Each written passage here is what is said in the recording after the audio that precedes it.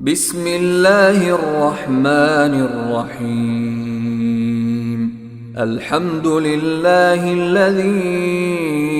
أنزل على عبده الكتاب ولم يجعل له عوجا قيما لينذر بأسا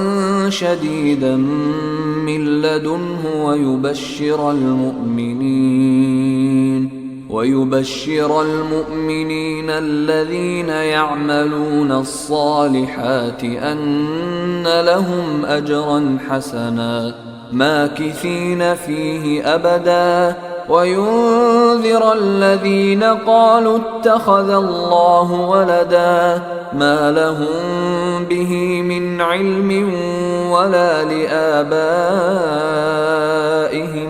كبرت كلمة تخرج من أفواههم إن يقولون إلا كذبا فلعلك باخع نفسك على آثارهم إن لم يؤمنوا بهذا الحديث أسفا إنا جعلنا ما على الأرض زينة لها لنبلوهم أيهم أحسن عملا وإنا لجاعلون ما عليها صعيدا جرزا أم حسبت أن أصحاب الكهف والرقيم كانوا من آياتنا عجبا إذ أوى الفتية إلى الكهف فقالوا ربنا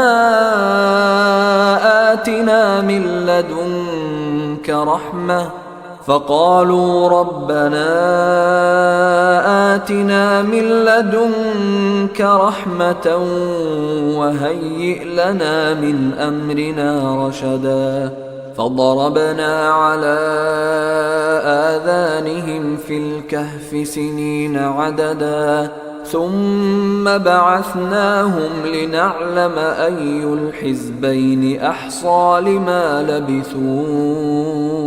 أمدا نحن نقص عليك نبأهم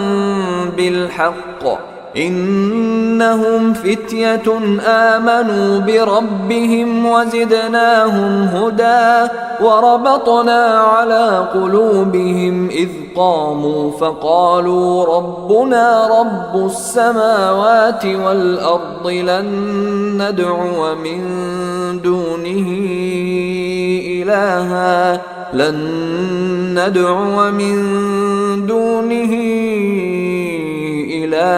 لقد قلنا إذا شططا هؤلاء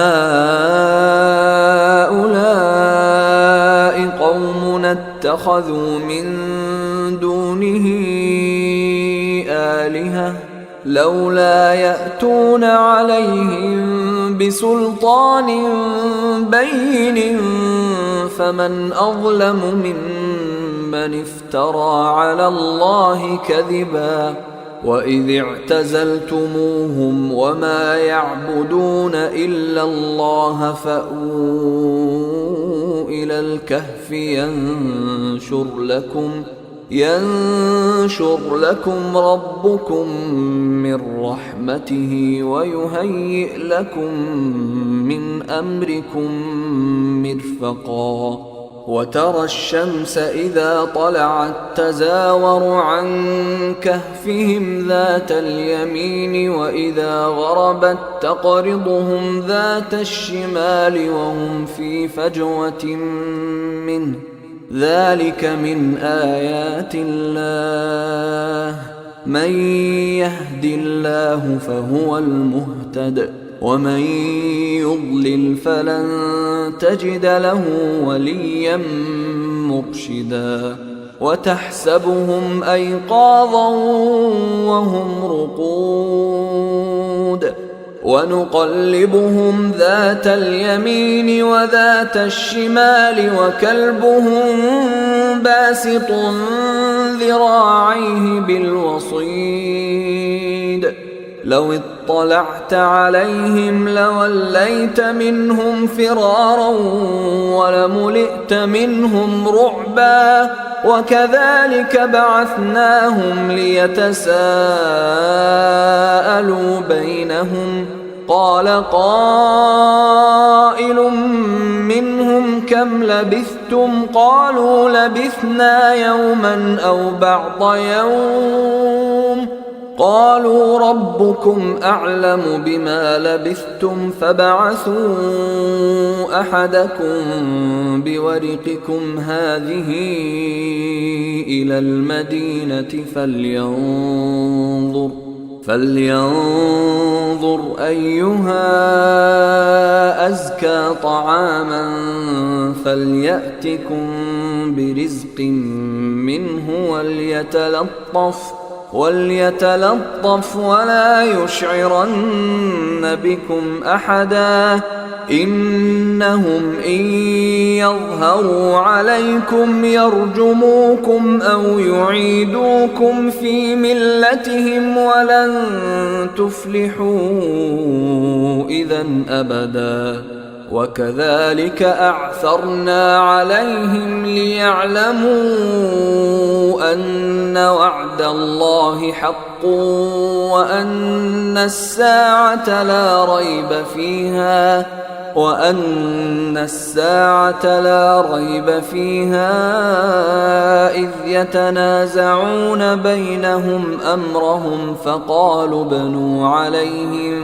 بنيانا ربهم أعلم بهم قال الذين غلبوا على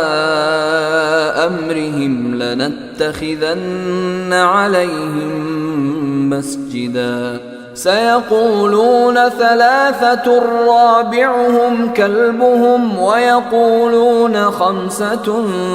سادسهم كلبهم رجما بالغيب ويقولون سبعة وثامنهم كلبهم قل ربي أعلم بعدتهم ما يعلمهم إلا قليل فلا تمار فيهم إلا مراء ظاهرا ولا تستفت فيهم منهم أحدا ولا تقولن لشيء إني فاعل ذلك غدا إلا أن يشاء الله واذكر ربك إذا نسيت وقل عسى أن يهديني ربي لأقرب من هذا رشدا ولبثوا في كهفهم 300 سنين وازدادوا 9 قل الله أعلم بما لبثوا له غيب السماوات والأرض أبصر به وأسمع ما لهم من دونه من ولي ولا يشرك في حكمه أحدا واتل ما أوحي إليك من كتاب ربك لا مبدل لكلماته ولن تجد من دونه ملتحدا واصبر نفسك مع الذين يدعون ربهم بالغداة والعشي يريدون وجهه ولا تعد عيناك عنهم تريد زينة الحياة الدنيا ولا تطع من أغفلنا قلبه عن ذكرنا واتبع هواه وكان أمره فرطا وقل الحق من ربكم فمن شاء فليؤمن ومن شاء فليكفر إنا أعتدنا للظالمين نارا أحاط بهم سرادقها وإن يستغيثوا يغاثوا بماء كالمهل يشوي الوجوه بئس الشراب وساءت مرتفقا إن الذين آمنوا وعملوا الصالحات إنا لا نضيع أجر من أحسن عملا أولئك لهم جنات عدن تجري من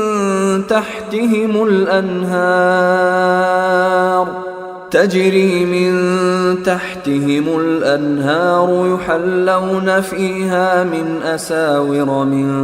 ذهب ويلبسون ثيابا خضرا من سندس واستبرق متكئين فيها على الأرائك نعم الثواب وحسنت مرتفقا واضرب لهم مثل الرجلين جعلنا لأحدهما جنتين من أعناب وحففناهما بنخل وجعلنا بينهما زرعا كلتا الجنتين آتت أكلها ولم تظلم منه شيئا وفجرنا خلالهما نهرا وكان له ثمر فقال لصاحبه وهو يحاوره أنا أكثر منك مالا وأعز نفرا ودخل جنته وهو ظالم لنفسه قال ما أظن أن تبيد هذه أبدا وما أظن الساعة قائمة ولئن رددت إلى ربي لأجدن خيرا منها منقلبا قال له صاحبه وهو يحاوره أكفرت بالذي خلقك من تراب ثم من نطفة ثم سواك رجلا لكن هو الله ربي ولا أشرك بربي أحدا ولولا إذ دخلت جنتك قلت ما شاء الله لا قوة إلا بالله إن ترني أنا أقل منك مالا وولدا فعسى ربي أن يؤتيني خيرا من جنتك ويرسل عليها حسبانا من السماء فتصبح صعيدا زلقا أو يصبح ماؤها غورا فلن تستطيع له طلبا وأحيط بثمره فأصبح يقلب كفيه على ما أنفق فيها وهي خاوية على عروشها ويقول يا ليتني لم أشرك بربي أحدا ولم تكن له فئة ينصرونه من دون الله وما كان منتصرا هنالك الولاية لله الحق هو خير ثوابا وخير عقبا واضرب لهم مثل الحياة الدنيا كماء إن أنزلناه من السماء فاختلط به نبات الأرض فأصبح هشيما تذروه الرياح وكان الله على كل شيء مقتدرا. المال والبنون زينة الحياة الدنيا والباقيات الصالحات خير عند ربك ثوابا وخير أملا. ويوم نسير الجبال وترى الأرض بارزة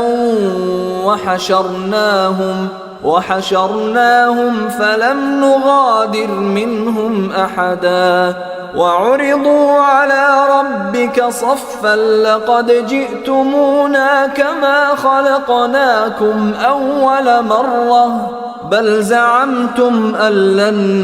نجعل لكم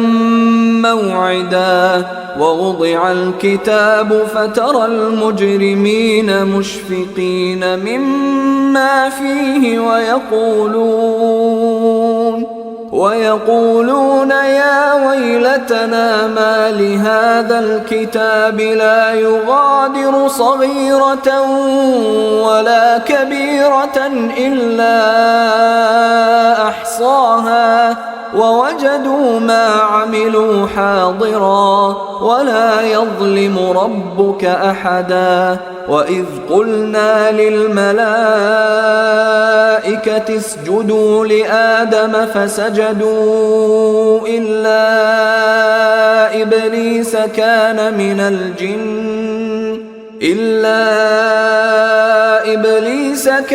من الجن ففسق عن أمر ربه أفتتخذونه وذريته أولياء من دوني وهم لكم عدو بئس للظالمين بدلا. ما أشهدتهم خلق السماوات والأرض ولا خلق أنفسهم وما كنت متخذ المضلين عضدا. ويوم يقول نادوا شركائي الذين زعمتم فدعوهم فلم يستجيبوا لهم وجعلنا بينهم موبقا. ورأى المجرمون النار فظنوا أنهم مواقعوها ولم يجدوا عنها مصرفا. ولقد صرفنا في هذا القرآن للناس من كل مثل وكان الإنسان أكثر شيء جدلا. وما منع الناس أن يؤمنوا إذ جاءهم الهدى ويستغفروا ربهم إلا أن تأتيهم سنة الأولين أو يأتيهم العذاب قبلا. وما نرسل المرسلين إلا مبشرين ومنذرين ويجادل الذين كفروا بالباطل ليدحضوا به الحق واتخذوا آياتي وما أنذروا هزوا. ومن أظلم ممن ذكر بآيات ربه فأعرض عنها ونسي ما قدمت يداه إنا جعلنا على قلوبهم أكنة أن يفقهوه وفي آذانهم وقرا وإن تدعهم إلى الهدى فلن يهتدوا إذا أبدا. وربك الغفور ذو الرحمة لو يؤاخذهم بما كسبوا لعجل لهم العذاب بل لهم موعد لن يجدوا من دونه موئلا وتلك القرى أهلكناهم لما ظلموا وجعلنا لمهلكهم موعدا وإذ قال موسى لفتاه لا أبرح حتى أبلغ مجمع البحرين أو أمضي حقبا فلما بلغا مجمع بينهما نسيا حوتهما فاتخذ سبيله في البحر سربا فلما جاوزا قال لفتاه آتنا غداءنا لقد لقينا من سفرنا هذا نصبا قال أرأيت إذ أوينا إلى الصخرة فإني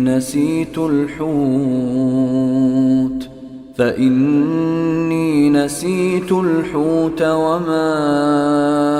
أنسانيه إلا الشيطان أن أذكره واتخذ سبيله في البحر عجبا قال ذلك ما كنا نبغي فارتدا على آثارهما قصصا فوجدا عبدا من عبادنا آتيناه رحمة من عندنا وعلمناه من لدنا علما قال له موسى هل أتبعك على أن تعلمني مما علمت رشدا قال إنك لن تستطيع معي صبرا وكيف تصبر على ما لم تحط به خبرا قال ستجدني إن شاء الله صابرا ولا أعصي لك أمرا قال فإن اتبعتني فلا تسألني عن شيء حتى أحدث لك منه ذكرا فانطلقا حتى إذا ركبا في السفينة خرقها قال أخرقتها لتغرق أهلها لقد جئت شيئا إمرا قال ألم أقل إنك لن تستطيع معي صبرا قال لا تؤاخذني بما نسيت ولا ترهقني من أمري عسرا فانطلقا حتى إذا لقيا غلاما فقتله قال أقتلت نفسا زكية بغير نفس قال أقتلت نفسا زكية بغير نفس لقد جئت شيئا نكرا قال ألم أقل لك إنك لن تستطيع معي صبرا قال إن سألتك عن شيء بعدها فلا تصاحبني قد بلغت من لدني عذرا فانطلقا حتى إذا أتيا أهل قرية استطعما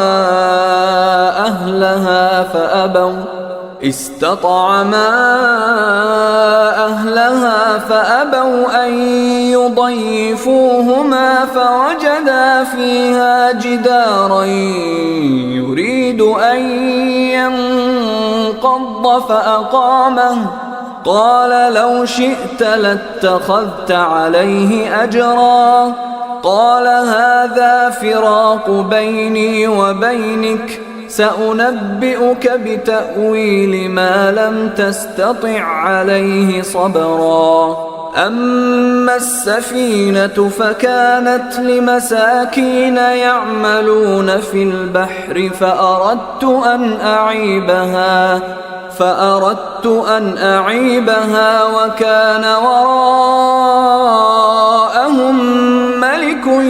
يأخذ كل سفينة غصبا وأما الغلام فكان أبواه مؤمنين فخشينا أن يرهقهما طغيانا وكفرا فأردنا أن يبدلهما ربهما خيرا منه زكاة وأقرب رحما وأما الجدار فكان لغلامين يتيمين في المدينة وكان تحته كنز لهما وكان أبوهما صالحا فأراد ربك أن يبلغا أشدهما ويستخرجا كنزهما رحمة من ربك وما فعلته عن أمري ذلك تأويل ما لم تسطع عليه صبرا ويسألونك عن ذي القرنين قل سأتلو عليكم منه ذكرا إنا مكنا له في الأرض وآتيناه من كل شيء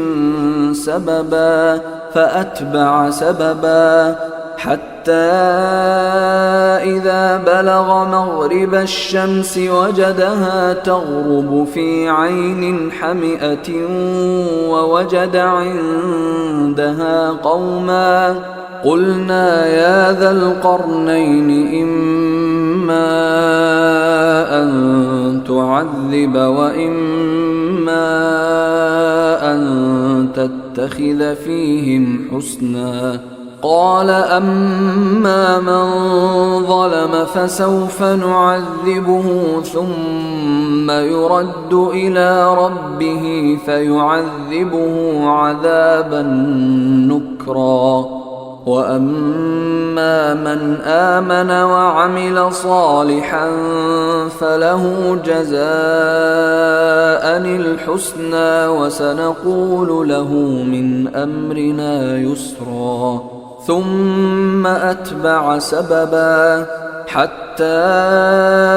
إذا بلغ مطلع الشمس وجدها تطلع على قوم لم نجعل لهم من دونها سترا كذلك وقد أحطنا بما لديه خبرا ثم أتبع سببا حتى إذا بلغ بين السدين وجد من دونهما قوما لا يكادون يفقهون قولا قالوا يا ذا القرنين إن يأجوج ومأجوج مفسدون في الأرض فهل نجعل لك خرجا على أن تجعل بيننا وبينهم سدا قال ما مكني فيه ربي خير فأعينوني بقوة أجعل بينكم وبينهم ردما آتوني زبر الحديد حتى إذا ساوى بين الصدفين قال انفخوا حتى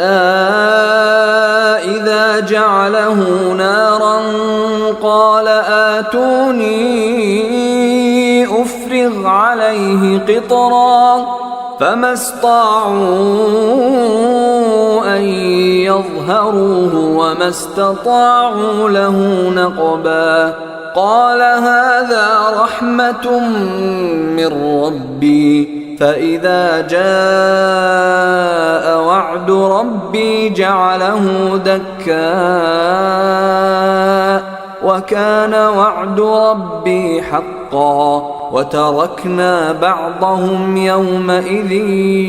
يموج في بعض ونفخ في الصور فجمعناهم جمعا وعرضنا جهنم يومئذ للكافرين عرضا الذين كانت أعينهم في غطاء عن ذكري وكانوا لا يستطيعون سمعا أفحسب الذين كفروا أن يتخذوا عبادي من دوني أولياء إنا أعتدنا جهنم للكافرين نزلا قل هل ننبئكم بالأخسرين أعمالا الذين ضل سعيهم في الحياة الدنيا وهم يحسبون أنهم يحسنون صنعا أولئك الذين كفروا بآيات ربهم ولقائه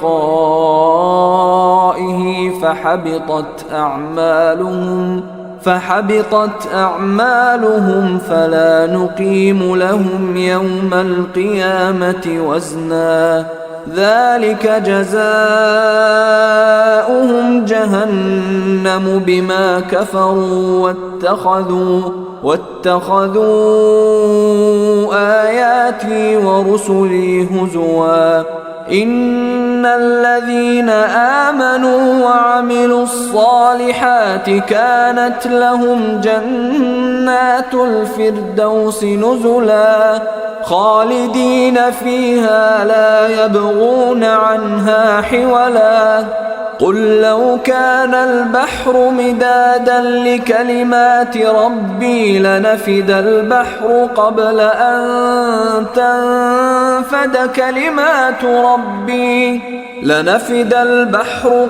أن تنفد كلمات ربي ولو جئنا بمثله مددا قل إنما أنا بشر مثلكم يوحى إلي أنما إلهكم إله واحد فمن كان يرجو لقاء ربه فليعمل عملا صالحا ولا يشرك بعبادة ربه أحدا.